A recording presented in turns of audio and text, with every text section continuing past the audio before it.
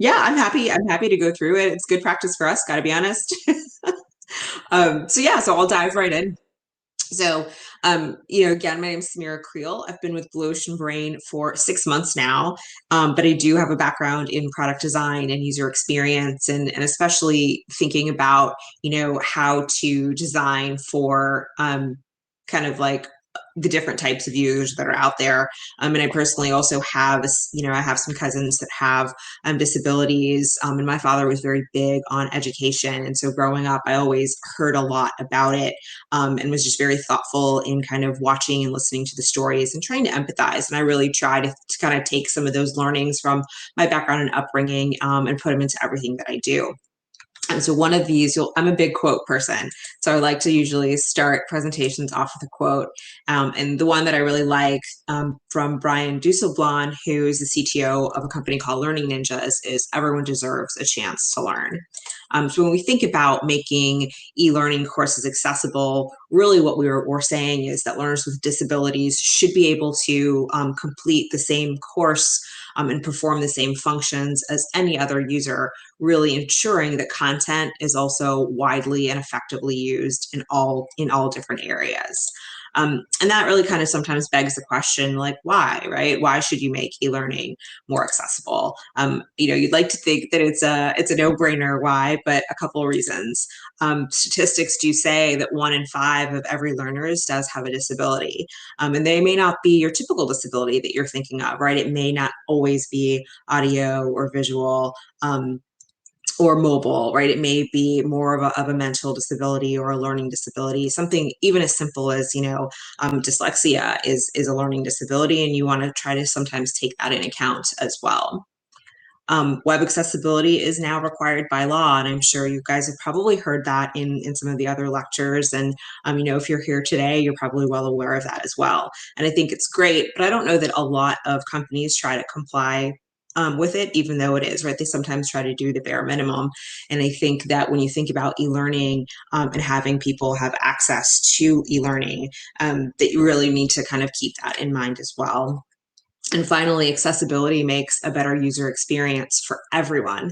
Because even if you think about the modern world and how people learn, not everybody learns the same way. And it may actually not have anything to do with a disability. But if you're sitting there and trying to, design for those people as well, then you are more inclined to potentially make life easier, for somebody else. I just think about myself, right? I used to travel quite a bit in my old job, and I love to learn, but sometimes I was tired. So having an audio option available while I was, on the road driving, or just, wanted to take a break, my eyes needed a break from reading all day, sitting in front of a computer, that really helped me, right? So it was a better experience that may not have come from thinking about that, but it may have come from thinking through making learning in general more accessible.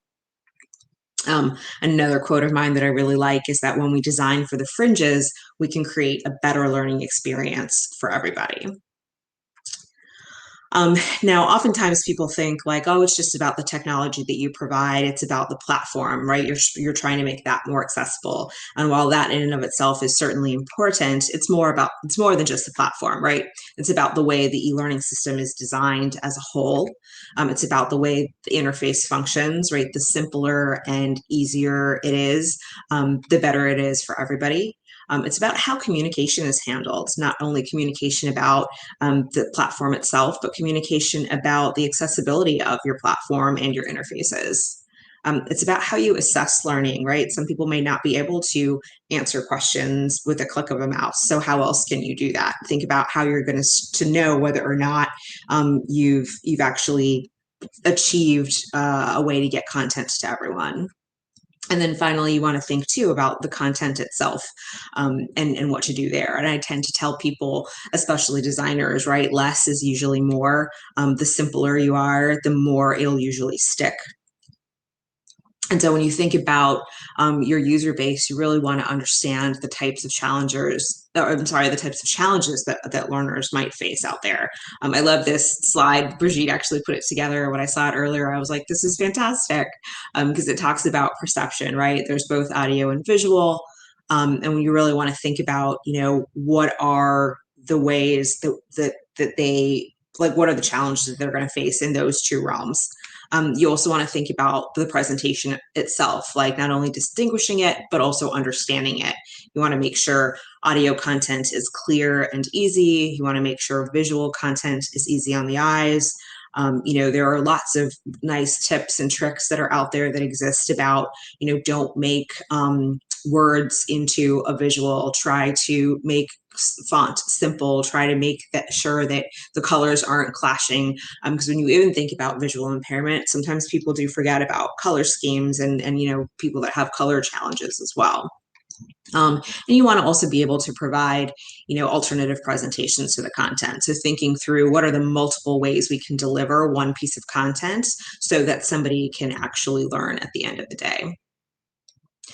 Input, what are you doing, right? Is it a lot of interfaces these days, especially the more complicated interfaces, whether it's e-learning or not, often have drag and drop options rather than anything else. So you have to heavily use your mouse and your keyboard, but that can be really hard. So you want to think about what are alternate ways for me to, be able to input commands so that the computer or the e-learning course or the platform understands what it is that I'm trying to do and accomplish.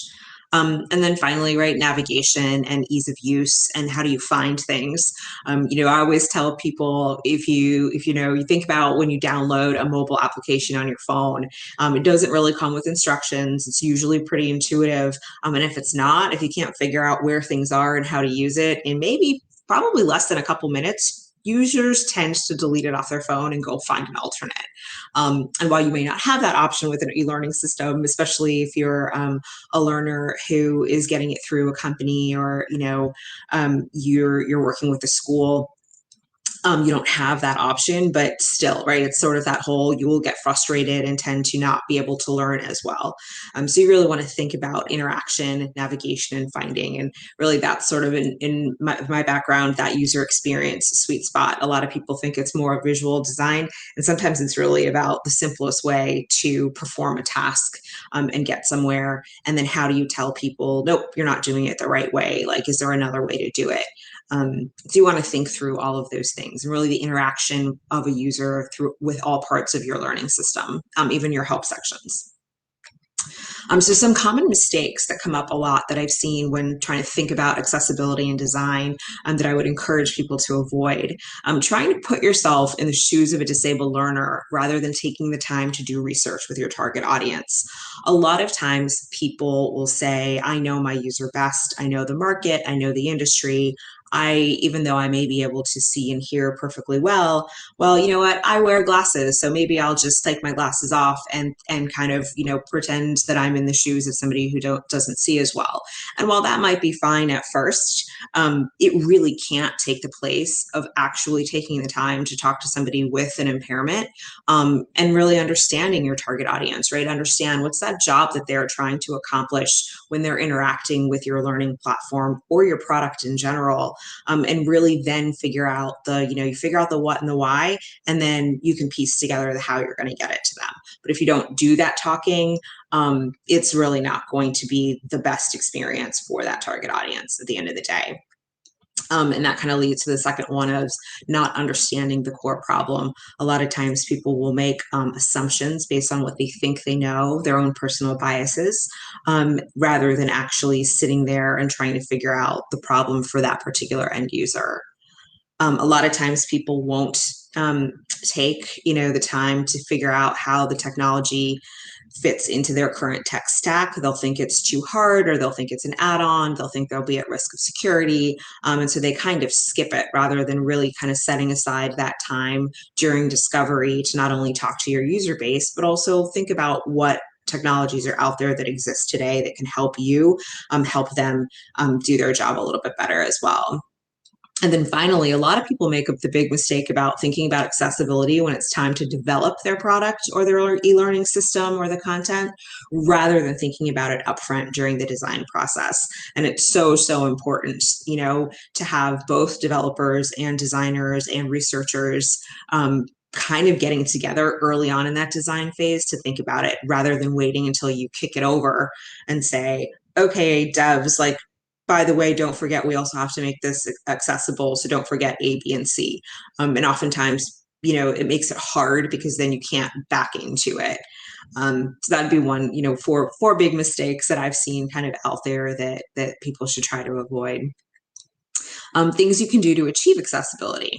So oftentimes I'll tell people you want to build a team, right? You want to build a team that can collaborate together, that's made up from different people within a company that are touching the product or the learning system in different ways.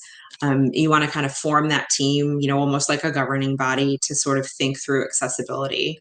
You want to conduct an assessment. So you definitely want to take your learning system, platform, content, all different aspects of it, and really understand whether or not you're even close to getting a good grade, right? There's always the checklists for an assessment. You want to develop a policy and an action plan. So what are we going to do? What are the bare minimum requirements? What is our, golden kind of, what's that like gold star that you would get? And how are we going to get there? Because without a plan, you're just going to be sort of flailing around and maybe never actually going through and fixing those items on your checklist.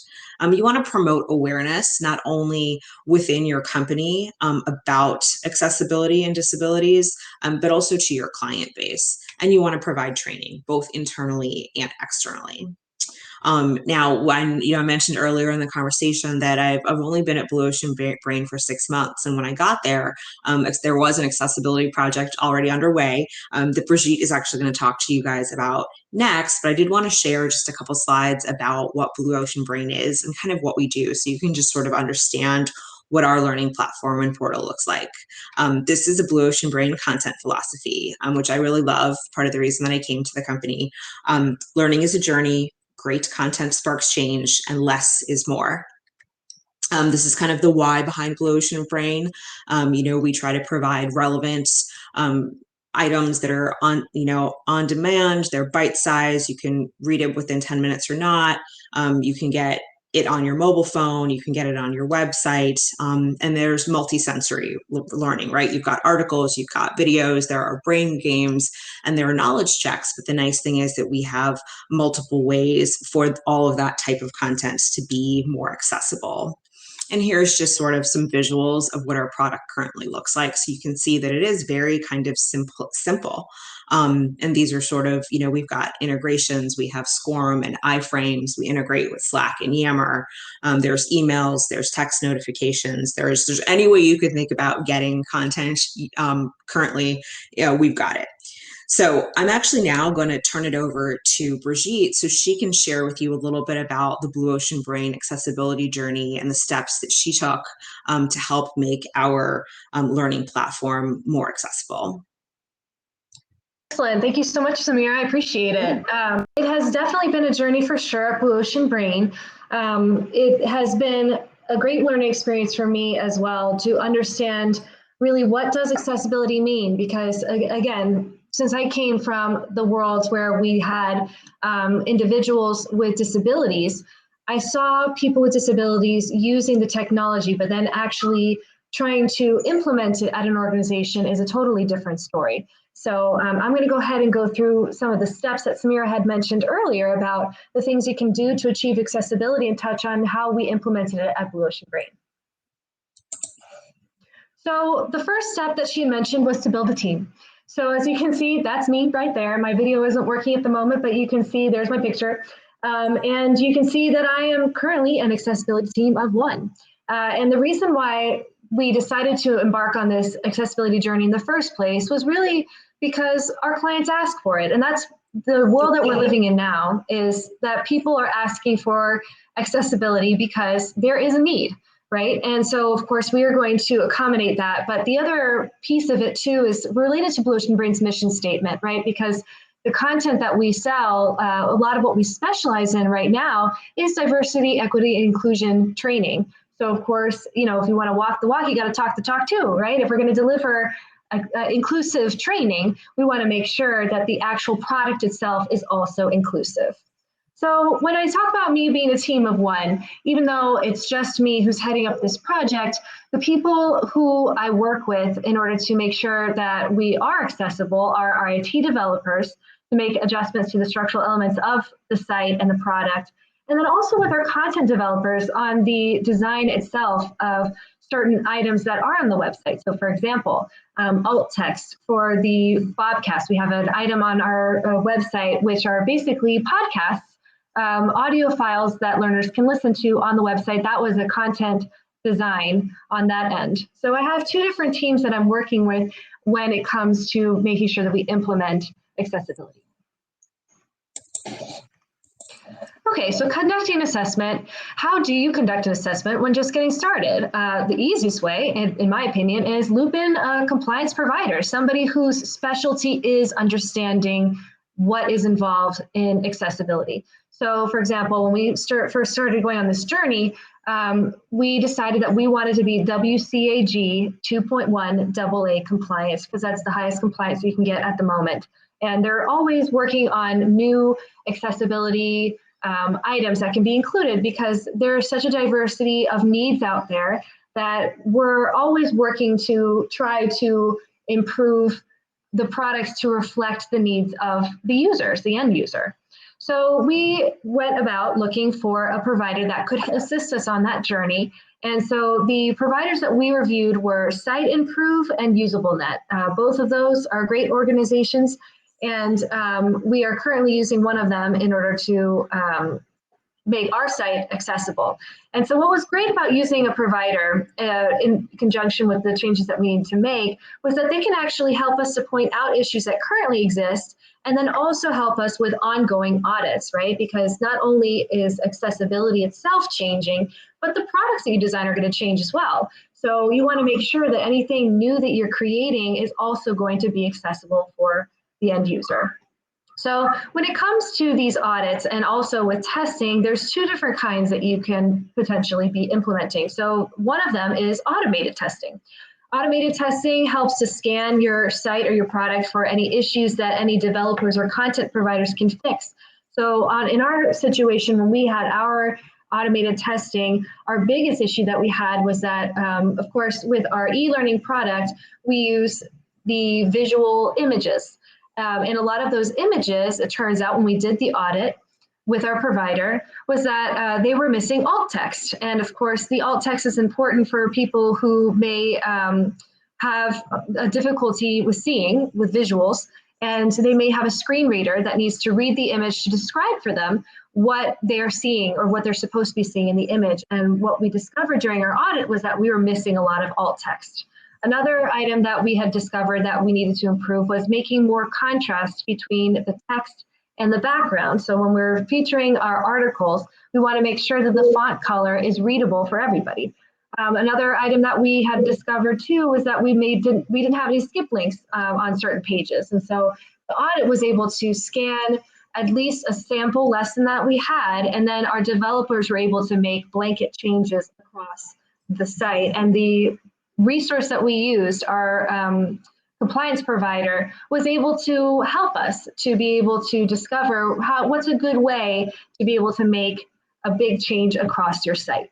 Another item that's involved with testing is manual testing, right? So automated testing is great because, of course, you can schedule the tests. It can be done fairly quickly, and it's designed by the compliance provider in order to make it as streamlined as possible. Manual testing involves actual people with disabilities who will use their own technologies to conduct a user journey. So for example, you can say, well, these are the items that I'm offering my users. In our case for e-learning, our user journey is, we want to make sure that somebody's able to read an article, and at the end of the article, can they click one of the multiple choice answers at the bottom to answer our show what you know questions, right? To be able to check their knowledge.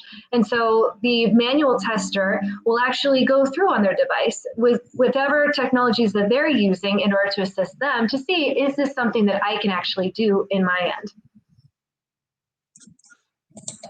All right, so after you have conducted your assessment, of course, you're going to want to make your changes. And then once you've made your changes and you feel like you're up to par when it comes to whichever accessibility metric that you've chosen, Of course, as you know, if you've taken some of these other presentations, there are multiple different levels of accessibility. So it could be WCAG 2.0, or you could be WCAG 2.1, or you could be single A compliant, double A compliant. So whichever accessibility metric or level, I suppose, that you have decided that you want to implement, there's a few things you need to do in order to develop this policy and action plan. So the first most important thing is going to be your accessibility statement. And the reason why this is important is because it is the legal portion behind accessibility. As we know, the ADA Act, the Americans with Disabilities Act, was birthed out of a court case. And accessibility at the end of the day is going to be legal, because people who aren't able to use your content have a right to be able to do that, and they have the means to be able to make sure that you are held responsible for it, right? So the accessibility statement, once you've made your adjustments, is something that you're going to be posting that will be public on your site so that people can actually read it and know what you are promising. And I enclosed that link there because this is the Web Accessibility Initiative website link, and they actually have a generator on their site that you can use in order to create your accessibility statement. And there are different levels of accessibility statements. You can Google and find different kinds of accessibility statements out there. You can make it broad to tell people very simply, you know, we're promising that we're going to be WCAG 2.1 AA compliant, and then it's implied that you're going to be working towards making sure that you are satisfying all of those requirements, because I mean there's 60 plus different metrics that you would need to be aware of and implementing on your site. Or you can actually specifically list out all of the different items that you are saying that you are compliant with. So there's lots of different examples out there. I'd encourage you to do your research to find the one that works best for your business. And then once you've decided that you like your accessibility statement, if you can run it by your company's legal team, that would be optimal, just to make sure that there's nothing that may need to be adjusted in terms of the legalese of the language. So once you've established your statement, the next thing that you're going to want to do is the ongoing maintenance and strategy. So you want to make sure that your teams are educated on accessibility so that they are planning for the inclusive web design when building new products or features. And so we're going to talk more about education on the next slide, but that maintenance is very important. And if you want to go back to the policy, I'm almost done. There you go. Yes, thank you. The last item when it comes to the maintenance and strategy is the response plan, right? I, at Blue Ocean Brain, head up our support team. And of course, you know, with the clients that use our product, the best part about having clients that are using it and are actively using is that they can give you feedback on things that are either working or not working for them. And so you want to be prepared with the clients that do come back and say, hey, you know, I've noticed that, you know, this is not displaying correctly, or maybe this image is missing alt text. I need some assistance with this. Once you've made that commitment to accessibility, you need to make sure you're prepared to respond when they are reaching out. And, you know, we're not perfect. Technology is always changing. So you want to discuss with your support and engineering teams about how quickly, when customers reach out, how quickly do you want to respond to those customers, and how do you plan to resolve those accessibility issues? So the most recent example that we had was with, again, we had our Bobcasts. They're basically little podcasts that our team was recording, right? We come up with our own daily material every single day. And so one aspect of making that multi-sensory content is making these Bobcasts that are basically, I would guess, about 2 minutes, 1 or 2 minutes approximately, of a lesson that's all auditory, which people love because then they can listen to it on their way to work. What we had not considered at the time was that we need to make sure we're providing a transcript, because there are some people who are hard of hearing, might have volume issues on their computer or their device, wherever they're listening. And we had a learner reach out to us and say, hey, I'm not really able to hear this podcast very well. Is there a way that you can provide me a transcript? So of course, the first thing that we did was reach out to our content developers who actually created the podcast to say, is there a way that you can come up with a transcript and make sure that we are able to provide it? So within 24 hours, we were able to get transcripts for all of those podcasts that were available to their client. And that just provides not only good customer service, but an all-around good experience for your client with the product. Okay, next slide. Thanks. I appreciate it. Okay, so providing training. On this particular piece, we're going to really focus more on the internal training, right? So of course, training is what we do in e-learning, right? And people who are on the session right now, you are in the e-learning space. This is what we do. So of course, we're going to need to train our people internally. So that means making sure to do a wide breadth of training for your people. So for example, what we've done is we've done knowledge sharing in our staff meetings. This is just an example of a high-level overview of what is ADA. People hear ADA and they're not really sure what it is, what's the history of it, why is it important, and explaining that to your people so that they understand what the mission is when you are implementing accessibility. So once you've got a good knowledge sharing across the whole team, the next thing you want to do is really educate each team specifically to how accessibility applies to them, and making sure that you loop in your accessibility specialist or person when you're designing new aspects. And it's not necessarily that we're trying to think for people, kind of like what Samira had said earlier. We're not trying to say that we are putting ourselves in their shoes. It's really just making sure that we are remembering and applying those metrics of the compliance that you've chosen for your organization, and making sure that we're actually going to be using that. And it's very easy to forget about those metrics if you don't have people who are actively educating themselves on it or studying. So I'm going to give you 3 examples on how we've done this. So for example, first, with our sales team is selling all kinds of products. And so one of the items that they're selling currently are SCORM files, right? They can plug those SCORM files into their LMS. We sell them a lesson, they get their file, and then the customer is happy. And so the sales team asks me questions all the time about, for example, are SCORM files ADA compliant? And so that is an ongoing study with myself and that team to ensure and make sure that we're checking with our compliance provider if our SCORM files are compliant. The next example is with the content team. We have our content developers who are constantly innovating for new products. So for example, I had mentioned the Bobcasts earlier, right? Those podcasts. The other item that they have been offering recently are PDFs. And we've learned that PDFs are very difficult to make compliant and accessible for people. And I know that there are ways to do it, and we're still at Blue Ocean Brain, still on our journey with compliance as well. But that is something that they hadn't considered. And so for me, as I'm educating myself, I'm reaching out to that team to say, what are our alternatives for PDFs so that we can make sure that the product is compliant. Or for example, if you're using an image and that image is very heavy in a lot of text and it really is more of a PDF looking image, maybe we provide a different method of displaying this information so it's actually text and it's not just all one image that has a lot of paragraphs in it, right? And my third example is on our marketing team. We use a third-party chatbot in order to be able to communicate with our prospects on the marketing side. We also were using it, this particular chatbot, with our learners, and we discovered that the chatbot is not accessible. And of course, it's a third party. It's not something that we designed internally. So now we're looking into alternative options in order to be able to provide support for our clients when we discovered that this chatbot is not accessible. And so all 3 of these areas, I'm on the operations team, but as the accessibility point person for Blue Ocean Brain, you want to make sure that you're looking at your organization's operations from a high-level perspective to see how can we best assist those teams and really bring it to light what they need to know in order to be able to effectively meet everybody's needs. So of course, ongoing training education is very important on that side.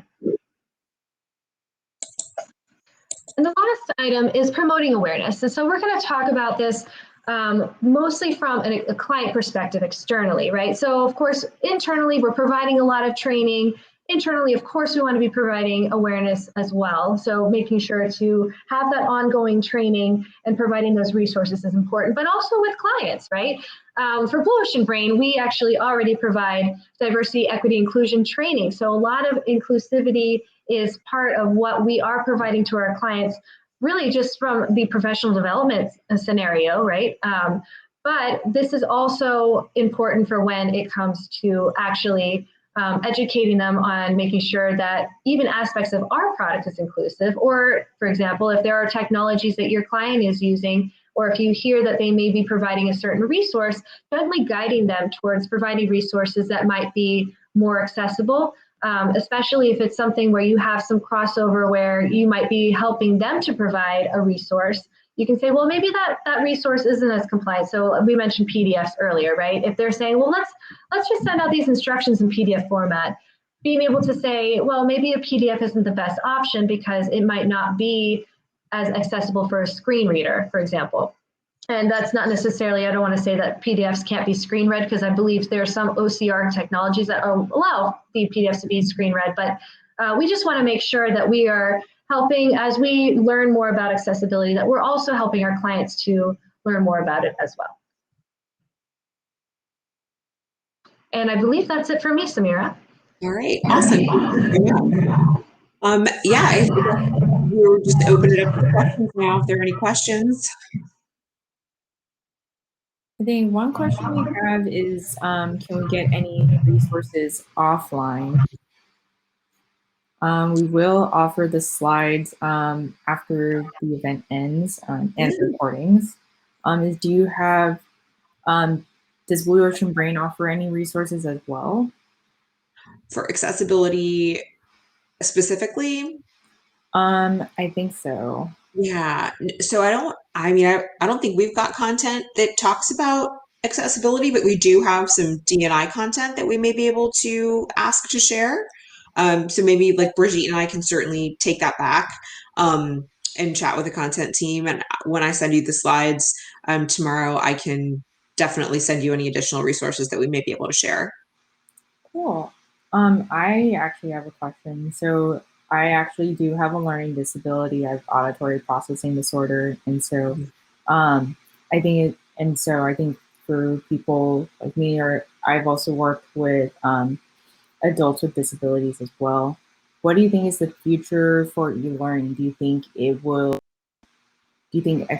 promoting accessibility and inclusion will be happening more in the near future? Or do you think, what do you think will happen? Yeah, sure. I mean, I definitely think that as more and more companies are not only just becoming, compliant with laws, but truly trying to understand their customer and user bases, that it's going to be baked in, right? I think it's going to be almost a no-brainer to consider that upfront rather than think about it in hindsight. I think we're definitely moving towards that way because I think even as companies are becoming better at hiring more diverse candidates, even in that space, that they themselves kind of have that perspective already internally as well.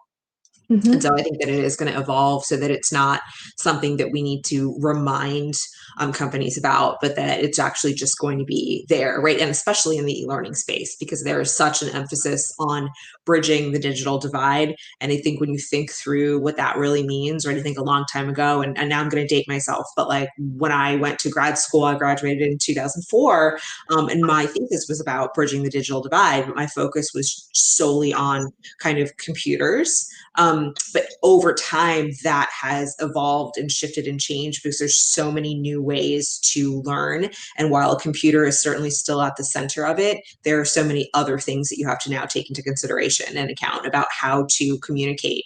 And so I definitely think that that's going to continue to evolve. And Brigitte, do you have any thoughts there?